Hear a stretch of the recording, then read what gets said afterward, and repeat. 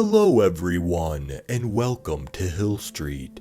Today's story is, I've been hearing voices ever since I was 8. When I was 23, the voices told me where to find a missing person's body. By his dreams. If you end up enjoying this story, please leave a like. And if you enjoy hearing stories from me, please subscribe and become a resident of Hill Street. And let me know how I'm doing in the comments. Now, let's get to this nightmare. The 6th of September, 1991. The dark cloud that hung over our little city, that was the day Sarah Tanning vanished. Everyone in Hereford and their dogs knows how the story unfolds. That evening, Sarah left her home around 8 p.m. to spend the weekend at her grandmother's in London, but she never arrived. Her car was found by the West Mercia Police Department 2 days later. Parked on the side of a country road, the Ford Taurus was locked, with her purse and bag of clothes on the driver's seat. Her trail went cold from there. That was until 2017. When a local 23-year-old man led the West Mercia police search team deep into the woods, straight to the exact spot where Sarah Tanning's remains laid, buried under 6 feet of dirt. That man was me, Eli Asari. If you're a Hereford local, you might be familiar with my name. Strange stories are contagious, and they spread faster than wildfire. Not a day after the incident, my name was all over the local newspapers. Hereford man solves 26 years missing person case. That's what the headlines read. But they were wrong. I wasn't the one who solved the case. It was Sarah. She found justice for herself from beyond the grave. When the police dug up her body, the DNA on her coat was analyzed, and a suspect was later identified, charged and eventually sentenced for her murder. Justice was delivered, and it was all thanks to Sarah. 5 years have gone by, and still, I can bring back every detail of that day in the forest. On that early winter morning, I heard Sarah's voice whistling through the trees, and it told me where to find her bones. Voices are important, and they can tell you a great deal about a spirit. Some of the voices I hear in my head are sweet, soothing, easy on the ear, like a nice song.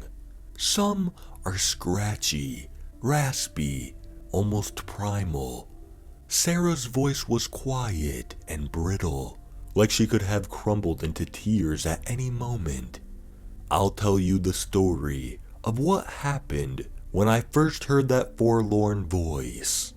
This is the same story I told the detectives in the interview room when they asked how I discovered Sarah Tanning's remains in the woods. And it's the same story I told anyone else who cared to listen. Many people listened. Not a lot of people believed me though. I don't blame them.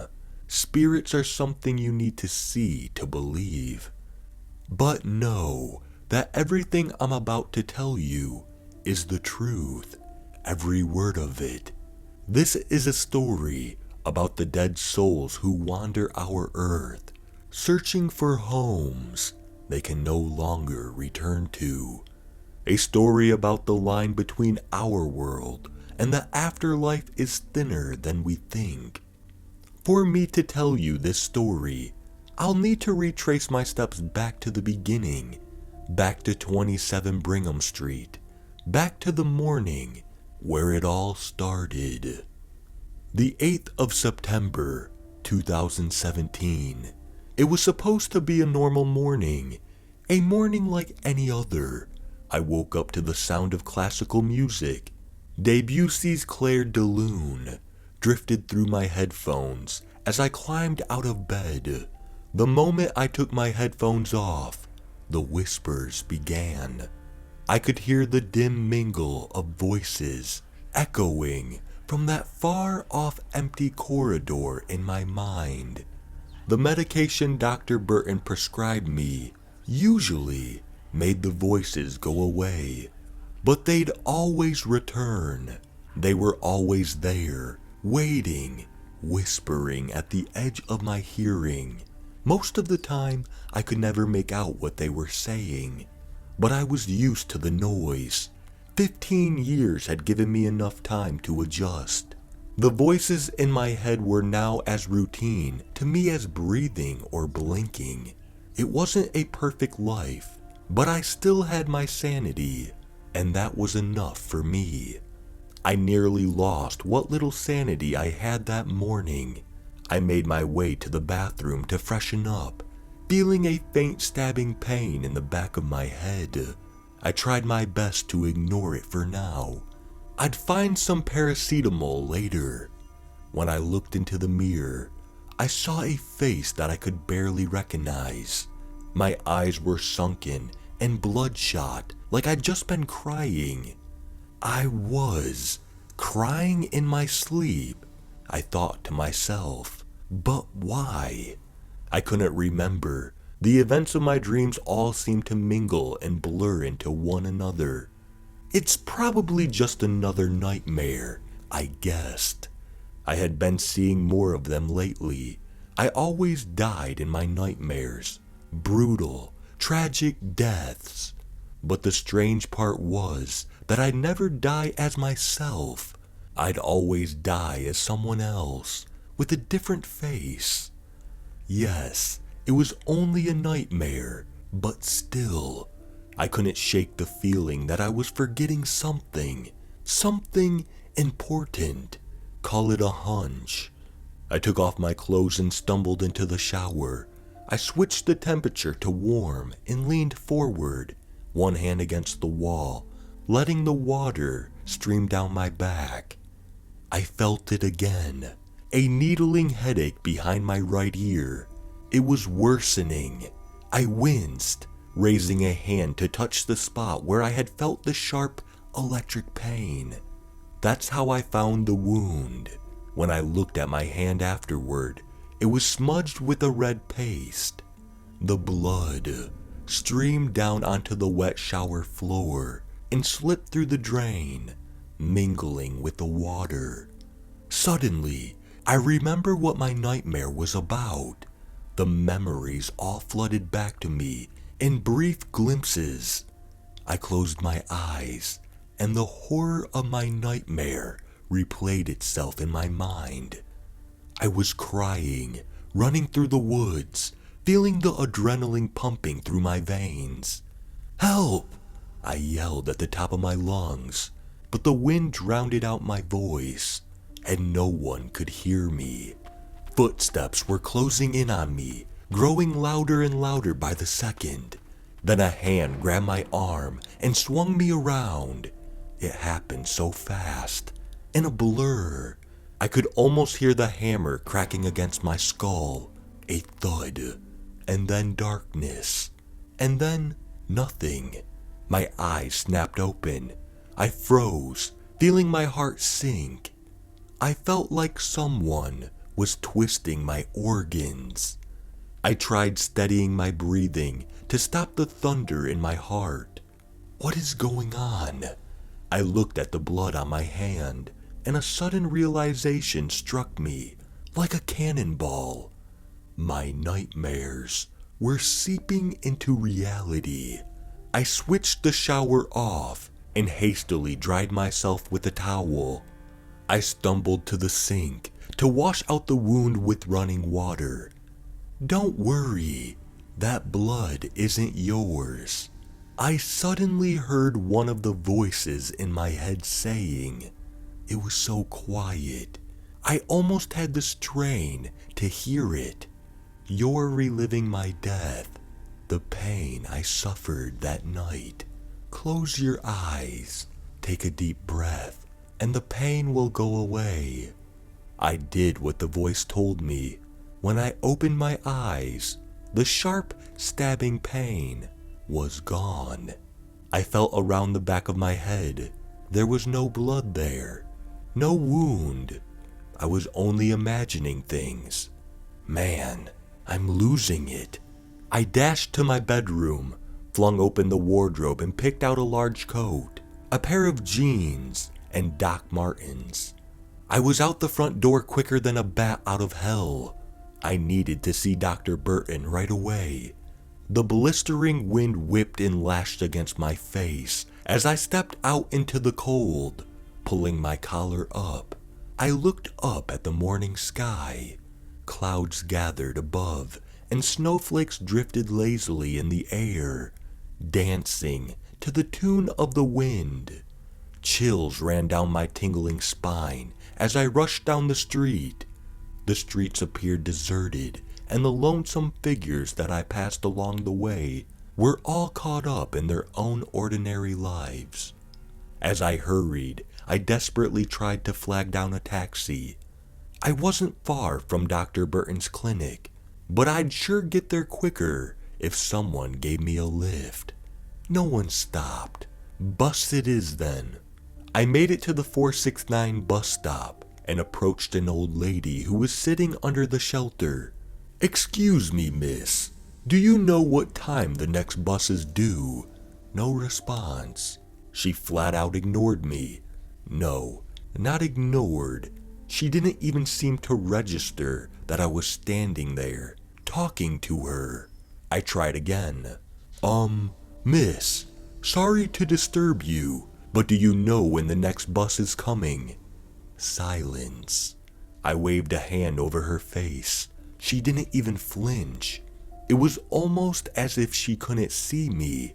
I was invisible.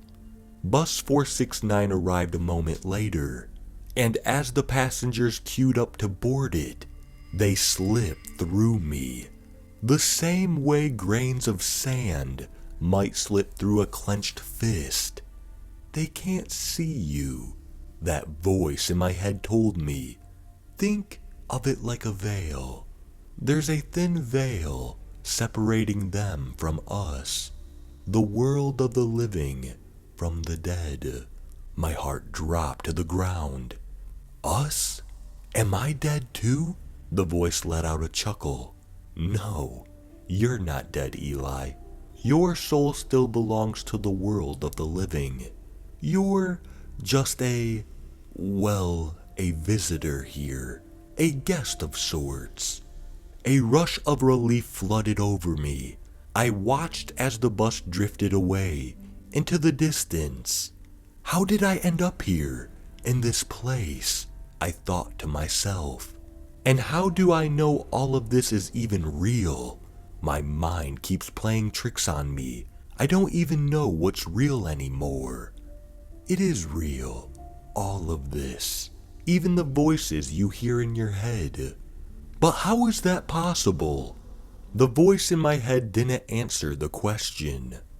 Follow the wind. That's all it said. I could feel the air current shifting. I moved, letting the motion of the wind carry me forward. The drifting wind led me to the middle of a dark forest.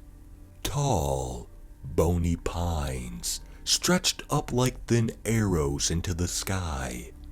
Among the dark, swaying trees, I saw something that chased the sleep out of my eyes. The snow was heavy, but I could still make out the dark figures stalking between the trees. They moved with a slow, shuffling, awkward gait, dragging their feet through the deep snow, one labored step at a time. I descended down a slope to get a closer look at them. I approached one of them, a young boy. He must have been 11 or 12. He looked up at me, absent-mindedly, as motionless as a mannequin. There was a bullet hole in his forehead. His eyes were dull blue, and they had a hideous veil over them that chilled my bones. I looked at the others. They all had the same pale blue eyes, with no iris, so empty and wide. It was like they were staring at me from hollow eye sockets of an old skull. I felt myself shivering, and it wasn't from the cold. Some of them had mangled faces, slithers of brain matter and bone plastered on them. Some had their heads dangling from the bloody stump that was their neck. Others were missing their arms. Terrified, I edged back, ready to run. I jolted when I felt a cold hand on my shoulder. I turned around and saw that it was another one of them. Her tousled, blonde hair danced to the wind. She had a smile on her face, but those icy blue eyes distracted me from it. Dry blood clung onto her hair and fell across her forehead. "They won't hurt you," she said. "They just want to find their way home. That's all they want. They've been looking for years. Some of them probably don't even know they're dead." Her voice, it was the same voice I heard in my head earlier on. "Who are you?" I asked, trying not to let her hear my anxiety. "Well, I was Sarah Jennifer Tanning," she said. "Names don't matter much in this place." I looked over at the lumbering figures. They were mindlessly shuffling around in circles, whispering gibberish to themselves. All the voices I hear in my head, they come from them, don't they? They come from the spirits of the dead. Yeah, some of them died even before your great-grandparents. They're stuck here, forever wandering in this limbo. She paused. She looked across at me, and I stopped dead in my tracks. "I don't know how, but you're able to hear us and see us too. You have some sort of gift, or curse, depending on how you look at it. Is this hell? I don't know where this is. My guess is it's a place trapped between the world of the living and the afterlife. A middle ground, no man's land. Bitter souls who can't find rest linger here, unable to move on." She started walking. The twigs and leaves snapped and cracked under her bare foot as she went. People are angry when their loved ones pass away. The dead are angry too, and upset, regretful about words left unsaid. She suddenly stopped. "I'm sorry that I brought you here. I'll help you get back home. I just wanted to ask you for a favor. Well, two." She looked down at the ground and pointed at it. My body was buried here, right under this patch of earth that I'm standing on. The police were never able to find it in the end. She sighed. "Please let them know I'm buried here. Give my family closure. Let me get a proper burial so I can finally find peace." I nodded. "I'll do that. Second, please tell my son I love him. He was only 8 when I died. He's probably a little older than you by now. His name's James."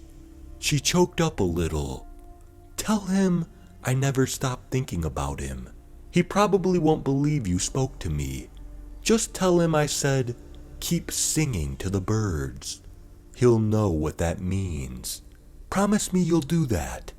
"I promise." She smiled at me. It was the softest smile, and it nearly tore my heart apart.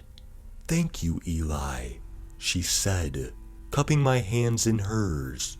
Then suddenly, she began to disappear, fading away like a dandelion drifting in the wind. I watched as all the other spirits faded away too. I closed my eyes, and when I opened them again, I was alone. I was surrounded by the same tall pines. but it had stopped snowing. The sky seemed to be clearing up, and I saw a faint breath of sunlight escaping through the clouds. I was back in the world of the living, my world. I looked down at the ground beneath me and took a deep breath. Then, I reached into my pocket and dialed 999 for the police. Emergency. Which service do you require? Fire, police, or ambulance? Police, please. Yes. A woman went missing back in 1991. Sarah Tanning. I cleared my throat. I think I know where she is.